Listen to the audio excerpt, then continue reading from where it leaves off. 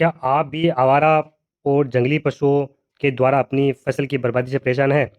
तो क्या आप अपने खेत में सुरक्षा के लिए कटीले तारों का या फिर जाल का लगाना चाहते हैं, लेकिन आपको लग रहा है कि भारी खर्च होगा इसमें? तो घबराइए मत। सरकार द्वारा आपको राजस्थान तारबंदी योजना के जो तहत है, उसमें सरकार आपको 56,000 रुपये देगी। तो ये जो सब्सिडी है, आप कैसे मिलेंगी और किस प्रकार हमें प्राप्त करना है, तो इसके बारे में हम ये जानकारी प्राप्त करेंगे। तो चलते हैं जानकारी की ओर। तारबंदी है वो 2 प्रकार से होगी।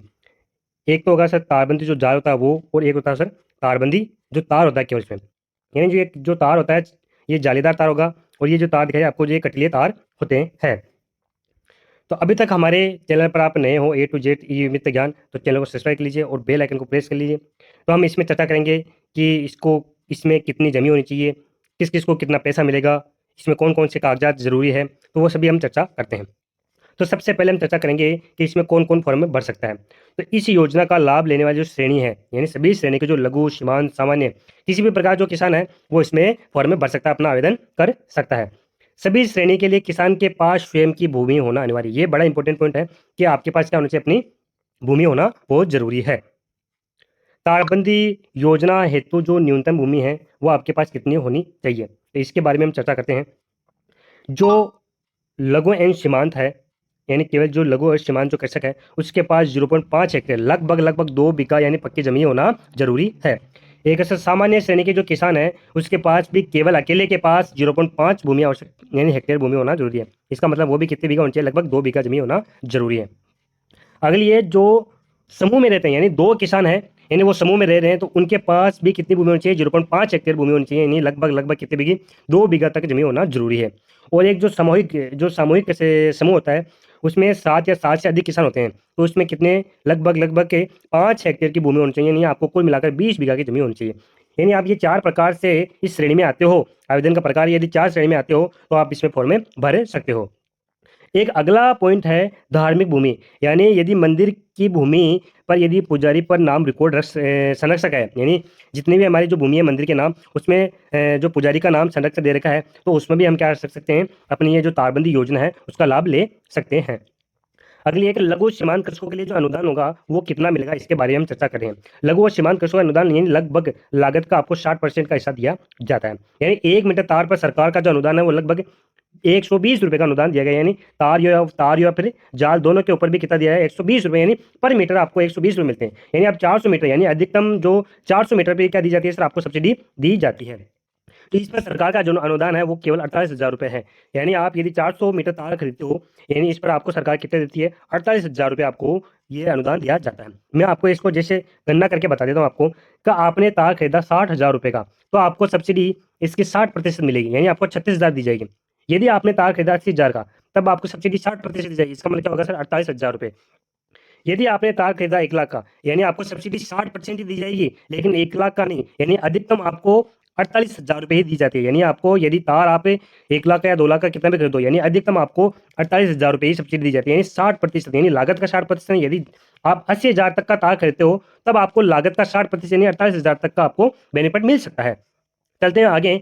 दूसरी है जो सामान्य श्रेणी के जो कृषक हैं, उनके बारे में बात करते हैं। इनको लागत का केवल 50% अनुदान दिए जाते हैं, यानी पर मीटर, यानी इनको तार की जो अनुदान राशि है वो आपको 100 रुपये दी जाती है। यानी इसमें सरकार इनको सामान्य श्रेणी के जो कृषक है उनको 100 रुपये पर मीटर दिया जाता है, लगभग यानी 400 मीटर, यानी अधिकतम तार पर आपको जो सरकार का अनुदान होता है वो आपको कितने दिया जाता है, 40,000 रुपये की जो राशि है वो प्रदान की जाती है। मैं आपको उदाहरण की तरह समझाता हूँ किस प्रकार ये कार्य करता है। यानी आपने तार जो 60,000 का खरीदा, तो उसका 50% कितना आपको होगा, आपको यानी 30,000 रुपये की राशि दी जाती है। यानी आपने 60,000 का, आपको 50% कितना हो जाएगा, 30,000 की राशि दी जाती है। अगली यदि आपने 80,000 रुपये तार खरीदा, तभी आपको 50% दी जाएगी, यानी लागत का 50% दे रहे हैं, यहाँ पर कितने हो जाएंगे सर, 40,000। यानी 40,000 क्या हो गए सर, हमारी अधिकतम हो गई है, अधिकतम हो गए, तो इससे ज़्यादा आपको सब्सिडी नहीं मिलेगी। यानी आपने 1 लाख का तार खरीदा, तभी आपको कितनी मिलेगी सर, 40,000 ही मिलेगी, इससे ज़्यादा नहीं मिल पाएगी। यानी अधिकतम जो राशि है वो कितनी है, 40,000 रुपये है, यानी 400 मीटर तार पर आपको 40,000 रुपये राशि दी जाती है सामान्य श्रेणी कृषक के लिए।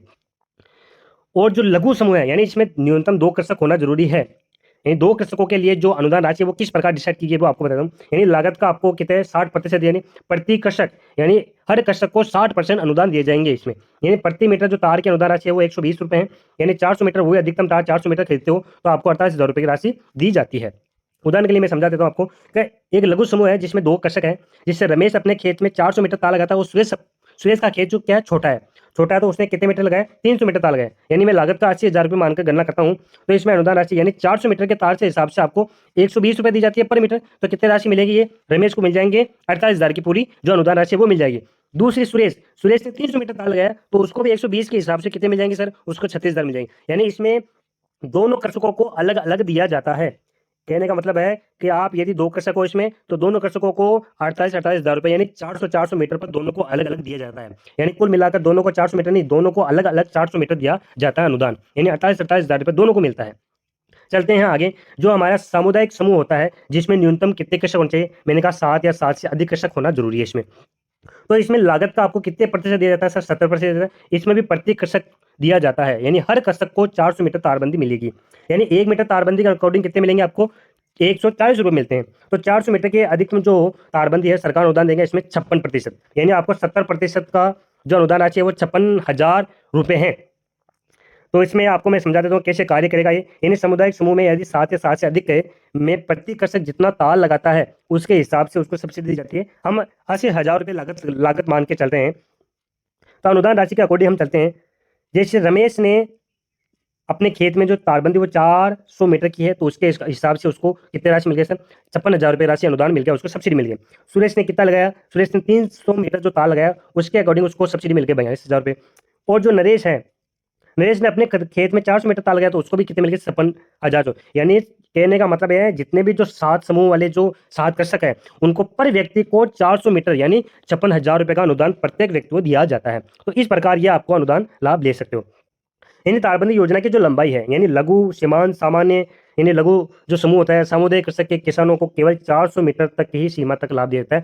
यानी सर इससे ज़्यादा जो तार है उससे ज़्यादा जो तार होगा उसकी लागत के बारे में चर्चा करेंगे। उसके पैसे कौन देगा, सरकार देगी या कौन देगी, यानी सरकार आपको कितनी राशि देती है मैं आपको ये बता देता हूँ। एक साथ मैंने सारणी बना के यहाँ पर लिखी है, जैसे मैंने बताया लघु और सीमांत कृषि 48,000 रुपये अधिकतम राशि है, सामान्य श्रेणी के 40,000 है और यहाँ पर लघु समूह के 48,000 है और यहाँ पर कितना है जो सामूहिक समूह उसमें 56,000 रुपये की राशि दे रखी है। तो मैंने आपको बता रखे हैं 100 मीटर तार के आपको कितने अनुदान मिलेंगे, यदि आपने 200 मीटर तार खरीदा है, ये जो जाल खरीदा उसको कितने राशि मिलेगी, 300 मीटर पे कितने मिलेगी आपको। तो ये इस प्रकार के मैंने आपको बताया है जो तारबंदी योजना क्या है। अब चलते हैं कि राजस्थान जो तारबंदी योजना है उसमें सब्सिडी का लाभ किस प्रकार करेंगे।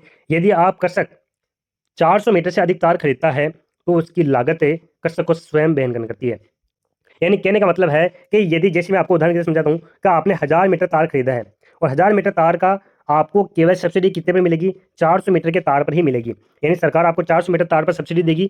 उसके बाद जो 600 मीटर का जो तार बचा है उस पर जो लागत आएगी वो किसान को स्वयं वहन करनी पड़ेगी। यानी उसके पैसे सरकार नहीं देगी, केवल आपको ही देने पड़ेंगे, अपने खेत अपनी जेब से अपने खेत में लगाने पड़ेंगे। यानी 400 मीटर तक ही सरकार इसमें अनुदान देती है आपको। अब मैं बताऊँ सर किसानों की सहमति ये क्या है। किसानों की सहमति का मतलब है कि गोल खेत की भूमि हो, गोल खेत की मतलब कहने का मतलब है यानी गोल खेत है, भूमि के आपसी सहमति पर ही आपको तारबंदी अनुदान दिया जाता है। यानी सर इस पर इधर देखते हैं आप ये तारबंदी का अनुदान कैसे देंगे, यानी इनके आसपास के जो गाँव है इनकी सहमति होने के बाद भी आपको क्या दी जाती है सर, यानी आपको ये तारबंदी का अनुदान दिया जाता है। यानी आपको सहमति पत्र देना पड़ेगा कि हम इनके चारों ओर क्या कर रहे हैं, तारबंदी करवा रहे हैं, तो आपको सहमति पत्र देना पड़ता है। यानी ये गोल खेत के लिए है, ये बड़ा इंपॉर्टेंट पॉइंट है, ध्यान रखना। यानी हम मानते हैं कि बीच में जिसका खेत है उसके बारे में चर्चा कर रहे हैं हम। अगली है कि हमारे A to Z ईमेल तक ज्ञान को अभी तक सब्सक्राइब नहीं किया है तो बेल आइकन को प्रेस करके और सब्सक्राइब करें, जैसे आपको नई नई वीडियो सबसे पहले प्राप्त हो। वीडियो लंबी हो रही है लेकिन आपको इसमें बड़े इंपॉर्टेंट पॉइंट बता रहा हूँ, समझना महत्वपूर्ण बिंदु कौन कौन से है।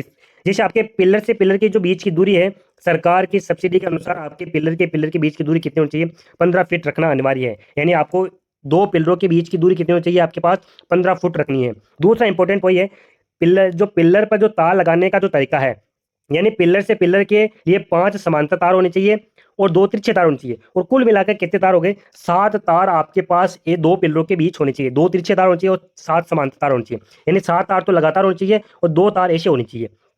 अगली जो इंपॉर्टेंट राशि है का अनुदान किस पर मिलेगा, यानी जो चेन लिंक है यानी तार या वर्गाकार नोड फेंसिंग जाल, सामान्य तार और जाल दोनों पर अनुदान होगा। लेकिन जो बेल्डिंग वाला जाल होता है उस पर अनुदान नहीं देता। बेल्डिंग वाला तार ऐसा होता है जिसमें तार ऐसे होते हैं, इसमें बेल्डिंग की होती है, इस पे पॉइंटों पे, तो वो इस पर बेल्डिंग वाले तार पर नहीं मिलेगा। यानी आपको एक तो तार में मिलेगा जो चेन वाली होती है और एक वर्गाकार जो हमने देखा सबसे पहले 2 तारों के बारे में चर्चा की हमने।